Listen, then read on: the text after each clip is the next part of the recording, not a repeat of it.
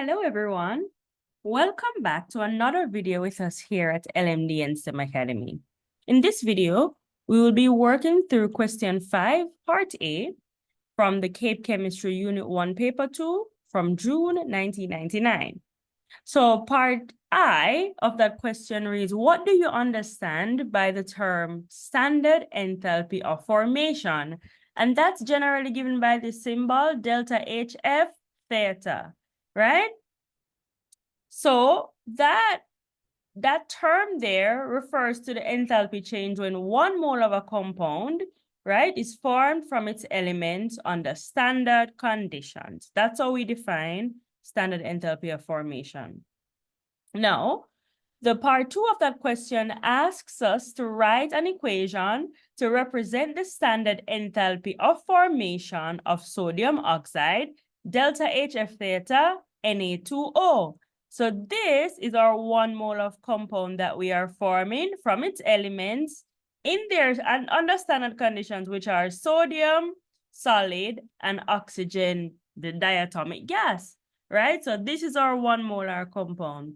They also gave us the delta HF theta for sodium oxide, and that has a number of negative 414.22 kilojoules per mole.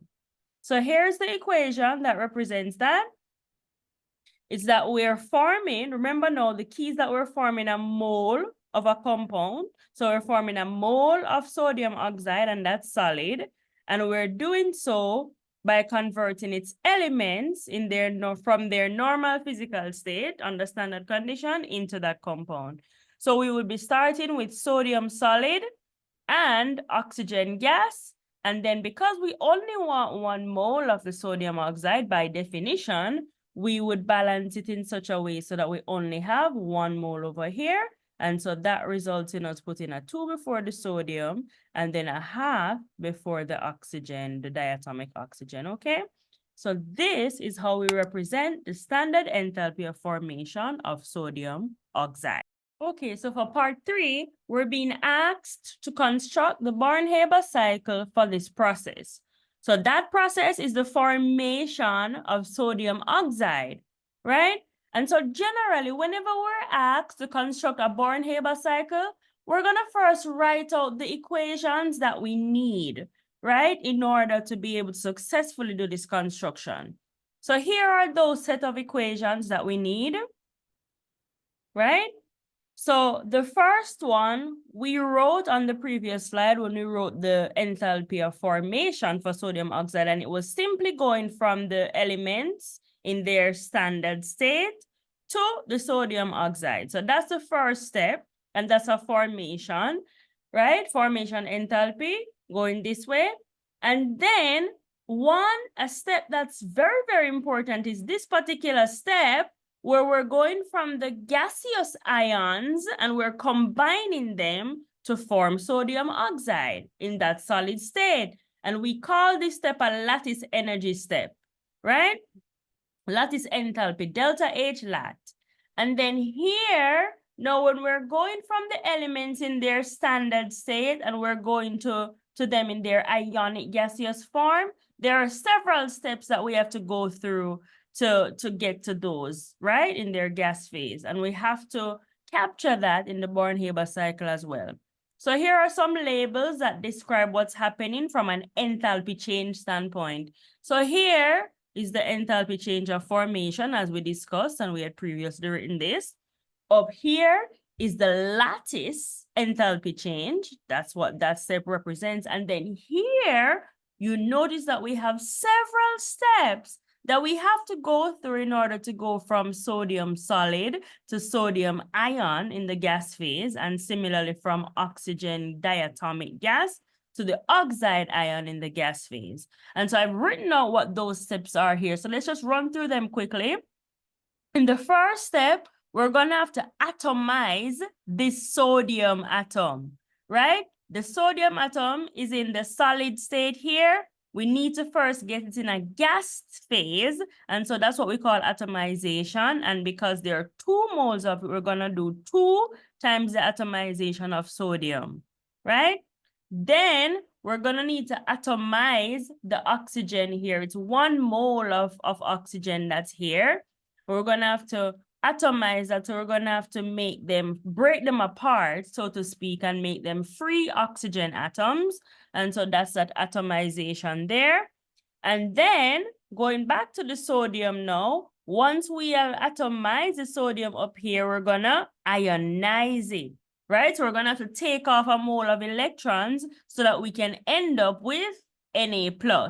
And because, again, there are 2 sodium atoms that we started with, then we're gonna end up with 2 sodium ions as well. So it's 2 times the first ionization of that sodium that we're gonna need to do. And that will get us exactly here. Now let's look at the oxide ion now. How are we gonna get here from our atomized oxygen? We're gonna have to do a first electron affinity. We're gonna put on a mole of electrons onto that oxygen in its atomic state. We're gonna put on a mole to make it O-.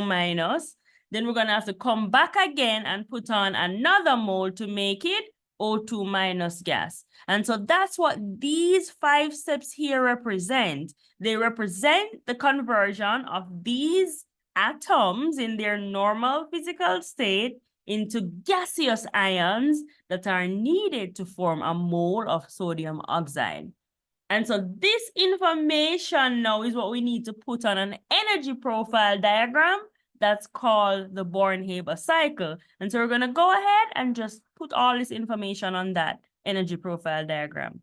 So I have it here in the corner just to guide us as we're doing our drawing. So let me just grab a pencil real quick and we'll go ahead with that drawing here. All right. So we're going to start by drawing a line down here, right? And on this line, I'm going to put my final product that we expect, which is the sodium oxide. So I'm going to write Na2O solid on that line. All right. So here is my baseline. So once I have my baseline, I'm going to start by putting in the different arrows, right, to fill out the Born-Haber cycle. So the first arrow that we're going to put in is the arrow for the formation, right? So for the formation, enthalpy change of formation, we know that we have to go from the atoms or the elements in their normal physical state to the Na2O. We also know that formation, because it's a bond forming process, it is going to be exothermic. So that means that it's negative. And so we show that on the Born-Haber cycle by drawing the arrows going down. So we're going to draw arrow going down to our final compound here, but that's coming from these elements in their normal physical state. So let me just drop those on this line here. Plus half O2 gas. And what did we say that enthalpy change was? This was delta HF. So I'm going to write delta HF theta for sodium oxide. That's what that arrow represents, okay? All right. So then now I'm going to put in the other big equation, which is the delta H lat one. And so that one is also exothermic because it's a bond forming thing, right? We're putting these ions together to form this massive ionic bond, this massive lattice structure. So it's exothermic. And so I'm going to draw an arrow going down as well to my product. So I'm going to put that arrow over here. Okay, we're going down to our product. And where are we coming from? We are coming from the ions in their gaseous state. So that's 2 moles of Na plus gas plus the 1 mole of oxide ions in the gas phase, right? And when I stick those two together, I get this compound, and we call that enthalpy change delta H lat theta for sodium oxide, okay? All right, so now let me just put those in parentheses. So now we have to fill out this side. So these steps here, how we're gonna get from here to here, we're gonna have to fill those in, and I've already laid those out here. So the first thing we're going to do, as we said, is we're going to atomize the sodium solid, right? And it's 2 moles of it. So we're going to go up and we're going to do 2 times delta HAT theta for sodium, right? No, the reason why my arrow is going up is because I'm doing an atomization. It is a change of state where I'm changing the metals from the solid phase to the gas phase. So I'm going to have to put in energy for that transition. And that's why I show my arrow going up. It is endothermic. Okay? So I put a line here and I show where I ended up. I ended up with my 2 moles of sodium now in the gas phase. And of course, I didn't do anything to my oxygen just yet, so I'll just write it back. Okay? So the next step I'm going to draw is us atomizing this half a mole of oxygen, right? Which is just 1 O, really. So when I atomize that, again, it's endothermic, so I'm going up. I show my arrow going up. I'm going to write back my sodium in the gas phase, my 2 moles of sodium in the gas phase. And then now I'm going to write my 1 oxygen in the gas phase. So I get 1 oxygen atom because half times 2 is 1. So this was 1 that was in the gas phase. And so now that's what I get up here. Okay, I've ripped them apart. And so that's what I have. Oxygen, gas. Now I have to ionize my sodium, right? So the ionization again, I have to exert energy to take the electrons, the 1 mole of electrons off of the sodium. So I'm going to show the arrow going up. And then when I do that, I end up with 2Na plus in the gas phase. So let me just fill in this enthalpy change that was delta HAT atomization for the oxygen. And then this change that I just threw there was 2 times the delta H of first ionization of sodium, right? And so again, it's 2 because I had 2 moles of sodium. All right, we're just gonna write back our oxygen. We didn't do anything to it just yet, but I took off a mole of electrons. So I'm gonna put a plus E beside that because that's what I took off to end up with Na plus. And then I'm just gonna write back my oxygen, okay? We didn't do anything to it just yet. But now we're going to have to do our first electron affinity, right? The first electron affinity is actually an exothermic process, right? So I have to show, I'm going to have to show my arrow going down, right? The first one is exothermic, so I show my arrow going down. And actually what I'm going to do for now is I'm going to move my lattice energy stuff. I'm going to just move them a little bit further to the right for now. Just going to move all of this a little bit to the right.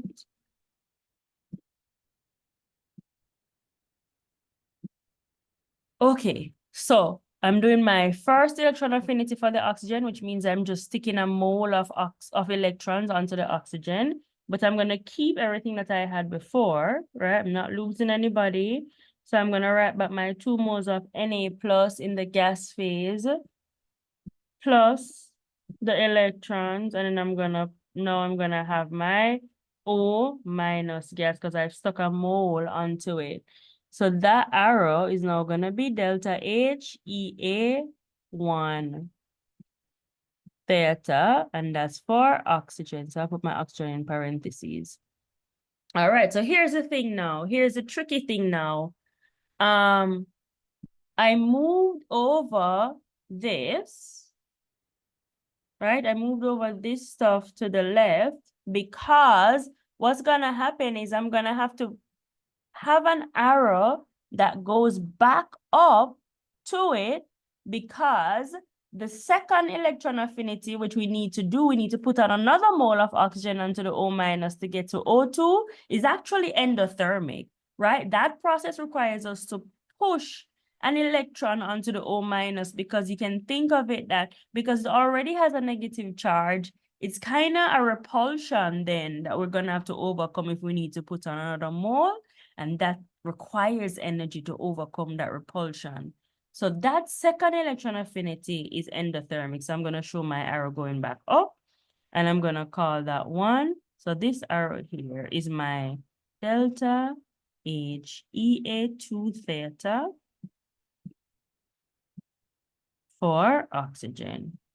Right, and so with that, we have completed our Born-Haber cycle, right? So let me just extend this arrow back down so we can see that once we've gotten, right? Once we've gotten our ions in their gas phase by going about this roundabout way to get here, then those ions can come together to form our lattice, which is Na2O, right, in the solid phase. So we've captured every single enthalpy change here, and that's what they wanted us to do. That's what you need to do for a Born-Haber cycle. This is what's required, okay? All right. So now we're ready to move on to the other part of this question, which is part 4. So let's go to part 4. And let's just clear that. So part 4 says, assuming the energy required to form the oxide ion and the sulfide ion from their respective elements are similar, compare the values of formation for Na2 solid and Na2O and give reasons for your answer, right? So let's just bring back that Born-Haber cycle just a little bit. As a matter of fact, you know what we're going to do? We're going to bring back the diagram that we drew in order to be able to draw the Born-Haber cycle. So here's this little diagram again with the equations, right? What this question is telling us, they're telling us to assume that all of these are mounted in the same energy for the formation of this, formation of the oxide, and then if we were doing it for the Na2S, that those values would be the same.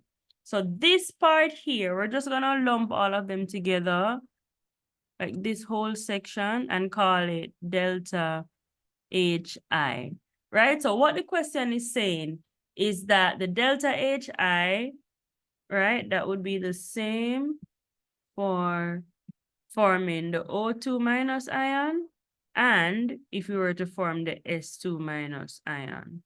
Okay, so that part is the same. But what we do know, based on the question, is that the formation value, this will be different, right? So we're comparing that to the formation value of Na2S, right? And we know that they will be different based on the question, and they want us to compare the values though, right? So if this is the same and these end up being different, it means that the lattice energy, guys, is the thing that's different among them, because these are the 3 steps that really affect, right, whatever you're going to get for your formation value. These are the 3, the delta HI, delta H lat, and the delta HF. Those are the 3 enthalpy changes at play. In fact, let's show you how they're all related, right? Delta HF, so if I were to draw like a loop around this thing, right? So if I were to draw like a circle around the whole setup that we have going on here, and just draw some arrows, it's in the clockwise direction, right?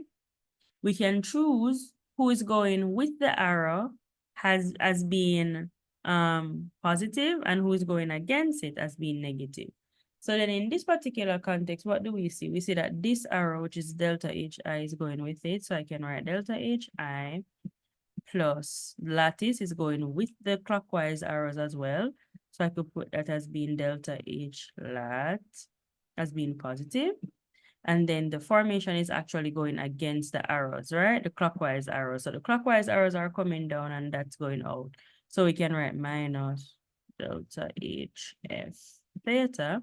And all of that is equal to 0 since I just did a closed loop, right? Now, what I want you guys to realize from here is that we can, if we're solving for delta HF formation, making that the subject, all we have to do is bring that over the equal sign. So it will become positive now, right? And now that's a subject of the equation. And then we just leave these 2 on the other side, okay? So I leave delta HI, theta, theta. Let me put my theta because we are under standard conditions. So that plus delta H theta lat, right, is going to be equal to the formation. So let's just box that real quick because that will be very important in our discussion here or explanation, right? So here's that equation. What this equation tells us is that if it is that the I, the delta HI, is the same for sodium oxide and sodium sulfide, then that's a non-issue, that's a non-factor. And the only factor that will determine why their formation values are different will be the lattice energy, right? So this is the one that's really going to drive a difference in the formation values. Now, we know that lattice energy depends on delta H lat. Let me just write that. Delta H lat, one of the big things here that's going to make the delta H lat of the Na2S and the Na2O different is the size of the ions, right? So the O2 minus ion and the S2 minus ions are different in size. This one is at the top of that group, group 6. So it is a smaller ion than this one. So this is a larger ion, the larger ion of the two. And we know that the smaller ion is going to make for a larger lattice energy, right? That's going to make for a larger lattice energy if it's a smaller ion, right? So smaller ion is going to make for a larger delta H lat, right? And then the larger ion will be a smaller delta H lat. So now let's come back down to our formula. You see that now? If I have a small delta H lat, it means that I'll have a smaller formation value, right? And that will be the case for the Na2S, right? That it will be smaller. This one, whereas a smaller ion for the oxide is going to have a larger delta H lat because it will be a stronger bond, a stronger lattice energy, a stronger lattice that gets formed. And so we can summarize this by saying then that because the delta H lat will be larger for the sodium oxide, its formation value will also be larger. Okay? All right. So because of that, now we're just going to write that the standard enthalpy of formation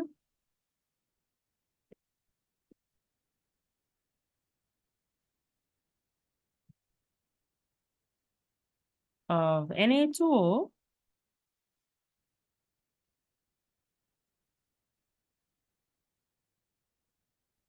will greater than that of Na2S due to the differences in the sizes of the ions, right? And if we wanted to get more detail, we could say that since O2 minus is smaller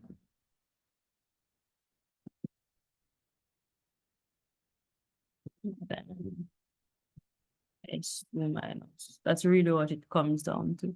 So let me just bring that up so we can all see very clearly what the final answer should be, right? That's really the long and short of the explanation. Let me just erase some stuff around it so that it's clearer to see, right? But it's really a size argument. It's a size of the ions that really drive the lattice energy that will then drive the formation, right? The formation, the value of the formation. Okay. So that is that. And so with that, we have come to the end of this little section here on energetics. Okay, so the standard enthalpy of formation of Na2 will be greater than that of Na2S due to the differences in the sizes of the ions, since O2 is smaller than S2 minus. Okay, so that's really the explanation there. With that, we've come to the end. So definitely give this video a like, comment down below if this helped you. Definitely consider subscribing to the channel and hitting the notification bell so that you'll be the first to know when we upload new content. Thanks for watching.